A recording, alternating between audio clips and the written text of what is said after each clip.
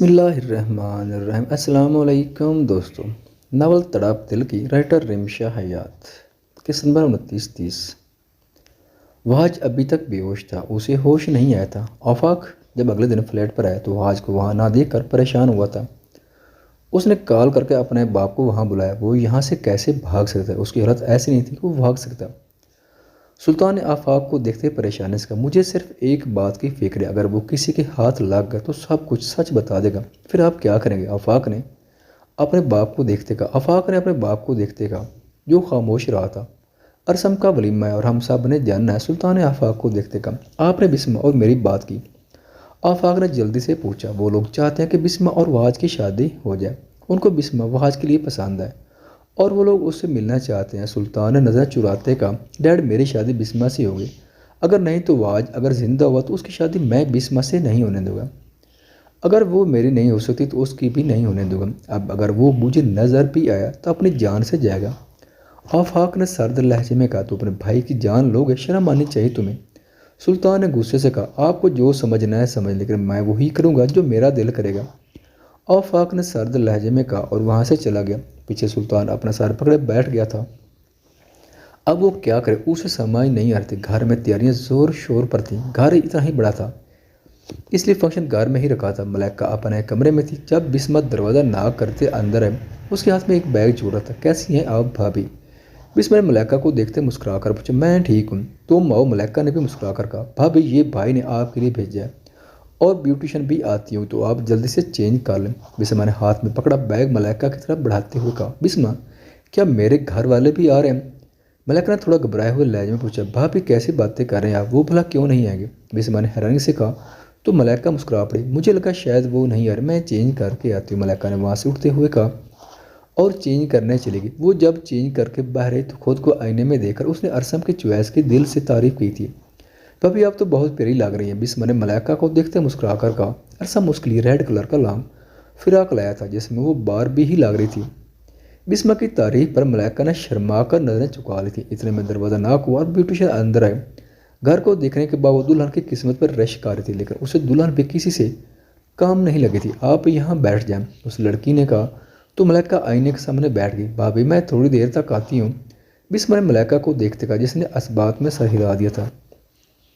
बिस्मा वहाँ से बाहर चली गई। बिस्मा के जाते ही वो लड़की मलाइका को तैयार करने लगी थी और वह बैठी किसी सोच में गुम थी। उसने अपने गर्दन के निशान को अपने हाथ से छुआ। सर मेरी इतनी मदद क्यों कर रहे हैं? उर्वा ने खुद से सवाल किया, लेकिन जवाब उसके पास नहीं था। हो सकता है मुझ पर तरस आ गया, उर्वा ने खुद से कहा।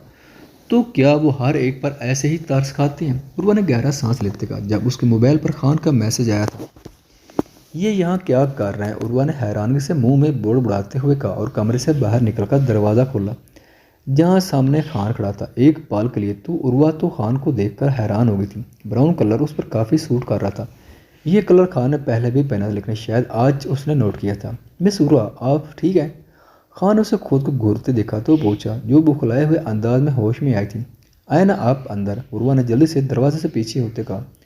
खान अंदर आया तो उर्वा की नज़र उसके हाथ में पकड़े बैग पर गई। ये क्या है? उर्वा ने हैरानी से खान के हाथ में पकड़े बैग को देखते पूछा। आप खुद देख लें, खान ने संजीदगी से कहा। तो उर्वा ने बैग पकड़ा और अंदर से एक खूबसूरत सूट निकाला। ये किस लिए है? उर्वा ने हैरानी से पूछा। आज अरसम का वलीमा है और आप जल्दी से तैयार हो जाए, फिर हमें निकलना भी है। खान ने उर्वा को देखते नरम लहजे में कहा, लेकिन मैं अम्मी को अकेला छोड़कर नहीं जा सकती। उर्वा ने परेशानी से कहा, थोड़ी देर तक मुलाजमा आ जाएगी, वो उनका ख्याल रख लेगी, आप जल्दी से तैयार हो जाएं। खान ने मुस्कुराते हुए कहा।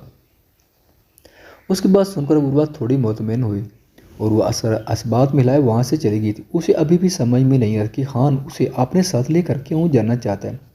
उर्वा चेंज करके बाहर आई और खुद को उसने आईने में देखा। ये ब्लू कलर की फ्रॉक उस पर काफ़ी सूट कर रही थी, लेकिन उसकी बैक पर डोरियाँ लगी हुई थी जो उसे बंद नहीं हो रही थी। उसने सोचा तैयार होने के बाद बल्कीस के कमरे में जाकर बंद करवा लेगी, इसलिए तैयार होने लगी। बल्कि उससे नरम ही बात कर रही थी। तैयार होने के बाद उर्वा ने एक आखिरी निगाह आईने में डाली। वो खूबसूरत लग रही थी। अपने खुले बालों को उसने पीछे कमर पर डाला और बाहर जाने लगी। जब बाहर से अंदर आते खान से टकराई, जिसने उसकी कमर में हाथ डालकर उसे गिरने से बचाया था। खान ने उर्वा को देखा तो पलकें झपकाना भूल गया। उसने पहली बार उर्वा को तैयार देखा था। उर्वा खान की नज़र से कन्फ्यूज होती, उसने अभी भी उर्वा को वैसे ही पकड़ा हुआ था। सर, उर्वा ने धीमे लहजे में पुकारा तो खान फ़ौरन होश में आया। आप ठीक हैं? उर्वा ने खान को देखते पूछा, जिसने असबात में हिला दिया था। वो पीछे मुड़ी तो खान ने उसकी बैग पर डोरियां खुली हुई देखी और चलता हुआ उसके पास है, जो न जाने झुक कर क्या देख रही थी। उसने कंधों से पकड़कर उर्वा को सीधा खड़ा किया और उसके बालों को दाएं जानिब कंधे पर डाला। उर्वा वहीं सांस रोके खड़ी हुई थी। खान एक एक करके डोरी बंद करने लगा था। उसकी हाथ उर्वा की कमर से टच हो रहा था, लेकिन खामोश खड़ी थी। खान ने डोरी बंद करने के बाद उसका रुख अपनी तरफ किया और पीछे कमरे पर डाल दिए। उर्वा ने खान की तरफ देखा, जो मुस्कुराकर उसकी तरफ देख रहा था। सर आप, उर्वा ने कुछ कहना चाहा, जब खान ने उसके होंठों पर उंगली रखते उसे खामोश रहने का कहा। आज से आप मुझे खान या सफवान कहकर पुकारेंगे। दोनों नामों में जो आपको ठीक लगता है उसे आप मुझे पुकारेंगे, ठीक है? खान ने उर्वा को देखते मुस्कुरा कर कहा। जी, लेकिन मैं आपका नाम कैसे ले सकती हूँ? उर्वा ने बौखलाए हुए अंदाज में पूछा। उर्वा जी, मेरे नाम लेने पर टैक्स तो लगता नहीं है, जो आपको देना पड़ेगा। तो आप जुबान से जैसे मुझे सर कहती वैसे मेरा नाम भी ले सकती हैं। खान ने मुस्कुराहट दबाते कहा, नहीं, मेरा वो मतलब नहीं था। उर्वा ने जल्दी से कहा। तो आपका क्या मतलब था? खान ने पूछा। उसे उर्वा को तंग करने में मज़ा आ रहा था। हमें चलना चाहिए, हमें देर हो रही है। उर्वा से जब कोई जवाब नहीं बन पाया तो उसने नजरें चुराते कहा, एक सेकंड। खान ने कहते अपनी जेब में से एक छोटी सी डबिया निकली, जिसके अंदर दो गोल्डन कलर की रिंग्स थी। उसने छोटी वाली रिंग पकड़ी और उर्वा का हाथ पकड़ते उसमें पहना दी और दूसरी रंग उर्वा की तरफ बढ़ाई और अपना हाथ आगे किया। उर्वा ने एक नज़र खान की तरफ देखा और रिंग पकड़कर उसकी उंगली में पहना दी। मैं नहीं जानती कि आप क्या करना चाहते हैं, उर्वा ने मासूमी से खान को देखते कहा। वो आज आपको पता चल जाएगा, खान ने गहरे लहजे में कहा और उर्वा का हाथ पकड़े उसे वहाँ से ले गया, जो खामोशी से उसके साथ चल पड़ी थी। मलाइका तैयार हो गई थी। उसने जब तैयार होकर खुद को आईने में देखा तो हैरान रह गई थी।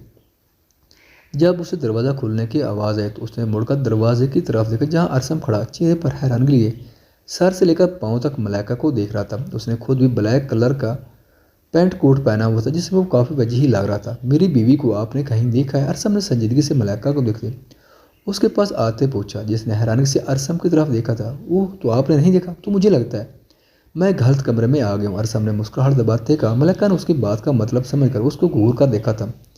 वैसे मेकअप भी क्या कमाल की चीज़ है, इंसान को बदल कर रख देता है। अरसम ने हंसते हुए कहा। हो गया आपका?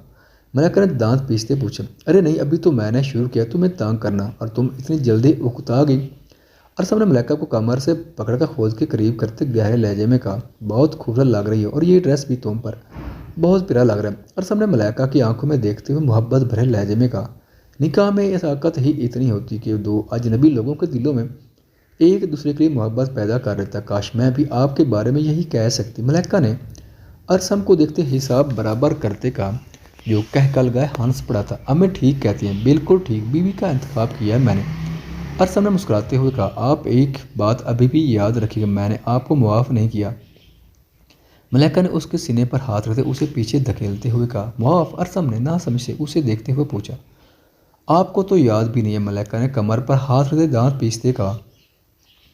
अरसम को अभी भी समझ नहीं आई थी, आपने ज़बरदस्ती मुझसे निकाह की थी, याद है या भूल गए? मलाइका ने तंजिया लहजे में उसे याद दिलाते कहा, उस वक्त तो मैं कभी नहीं भूल सकता मैडम, उसी पल तो तुम मेरे नाम कर दी गई थी और अब तुम पूरी की पूरी मेरी हो। अरसम ने मलाइका की खूबसूरत आंखों में देखते हुए कहा और बारी बारी दोनों आंखों पर प्यार से बोसा दिया। मलाइका ने जोर से आंखें मीच ली थी।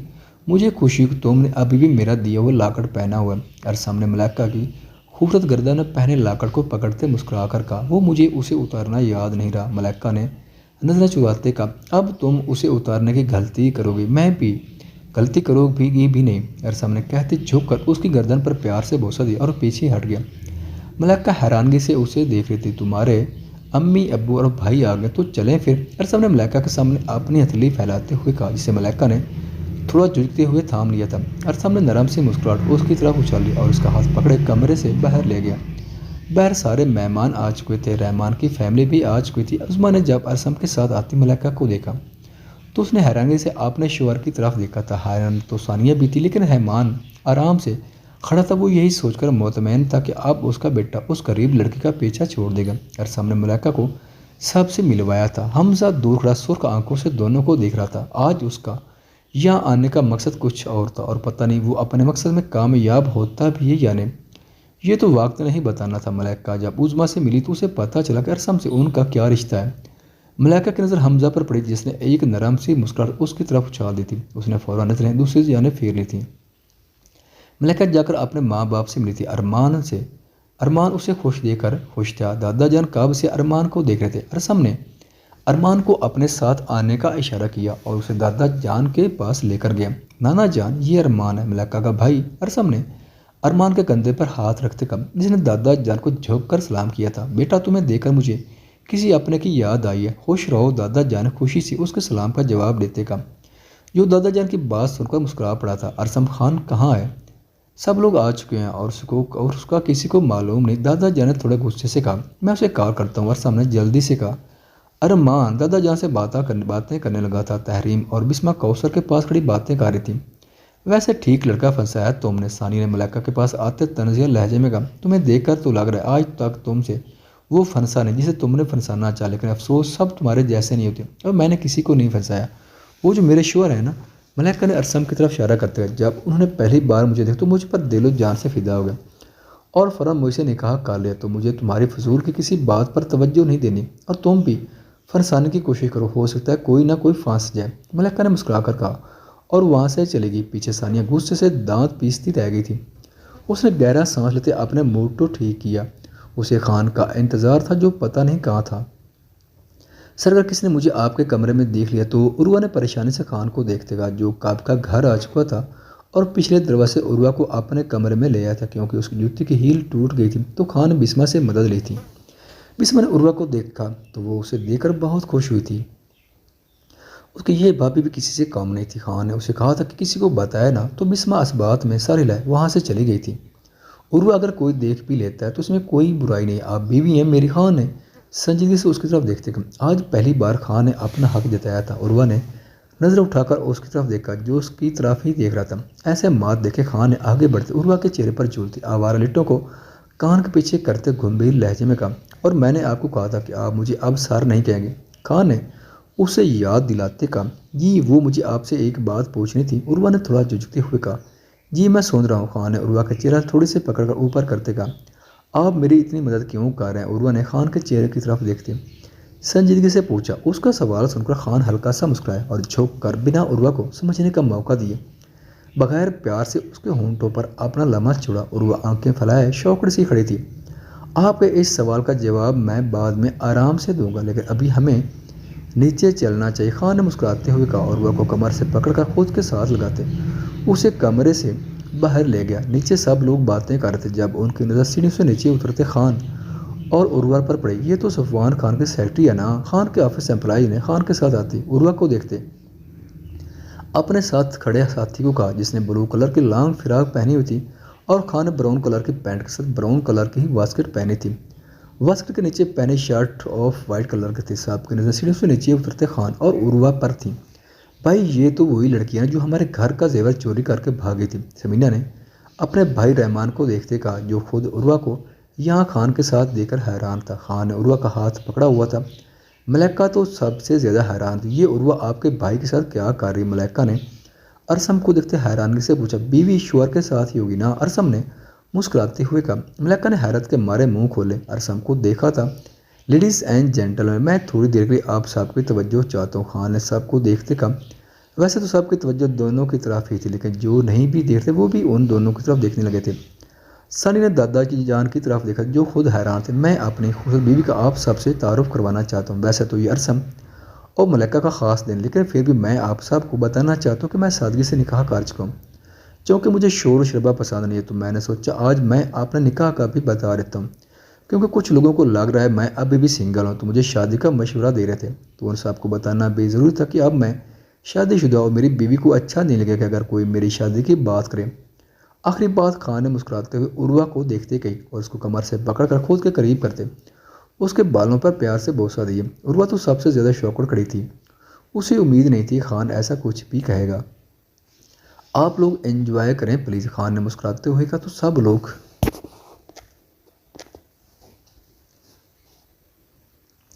सब लोग मुस्कुराकर उसके पास आते मुबारकबाद देने। जहाँ कुछ लोग खान और उर्वा के लिए खुश थे, वहीं कुछ लोग आंखों में नफरत लिए दोनों को देख रहे। तो इस खुशी के माहौल में समीना के कैसे खामोश रहती? खान, ज़रा ये भी बता दो कि तुम्हारी बीवी काम क्या करती बल्कि मैं सब लोगों को बता देती हूँ। सिमना ने आगे आते तंजिया लहजे में कहा तो हमजा के चेहरे पर मुस्कुराहट आ गई थी। उर्वा ने खान के हाथ पर अपनी गिरफ्त मजबूत कर ली। अरसम ने संजीदगी से खान की तरफ देखा जो अभी भी पुरस्कून सा खड़ा था। आप किसने हक दिया हमारे घर के ज़ाती मामलात में दखल अंदाजी करने का? खान चलता हुआ समीना के सामने आया और पुरस्कून से लहजे में उसे देखते पूछा, हमजा अपने फुफ्फू को संभालो, ऐसा ना हो बाद में उनकी कहेगी बातों से किसी और को पछताना पड़े। खान ने मुड़कर हमजा की तरफ देखते कहा जो खान की बात का मतलब अच्छे से समझ गया था। फुफ्फू चले यहाँ से। हमजा ने आगे आते अपने फुफ्फू को देखते दांत पीसते कहा। लेकिन समीना ने कुछ कहना चाहा लेकिन हमजा उसका हाथ पकड़े वहाँ से ले गया था।